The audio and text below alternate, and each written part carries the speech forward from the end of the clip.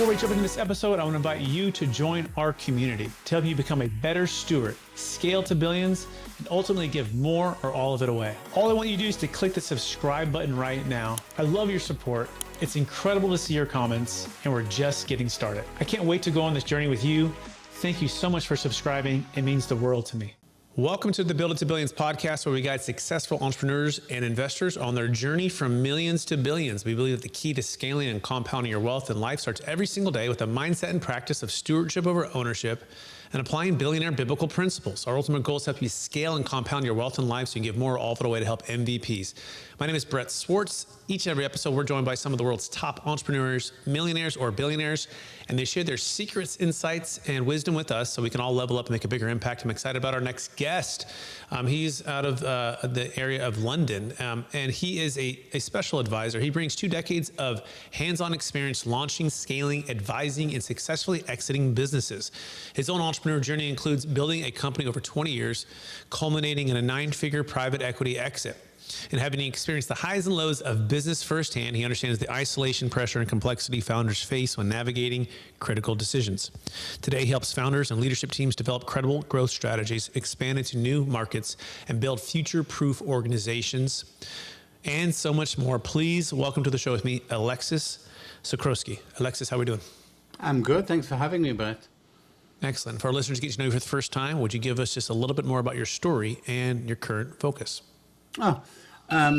Started a company in Geneva in 2000.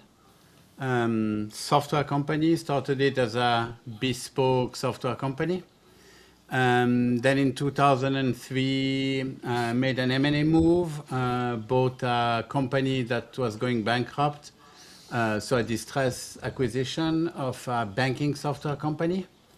2003 to 2006, just grew this company, start new product, new business for my private banking clients.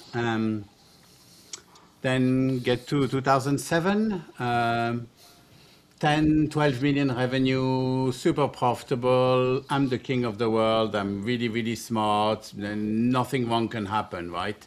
Especially when you have a banking software company at the end of 2007, right? And what wrong can happen? Then 2008, the global financial crisis. I lost 75% of my revenue in one day.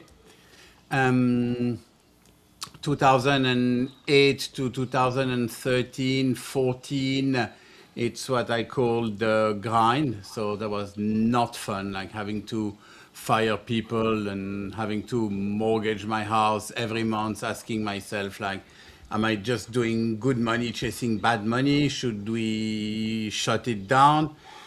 Anyway, long story short, 2014, I'm in the situation where, let's say with some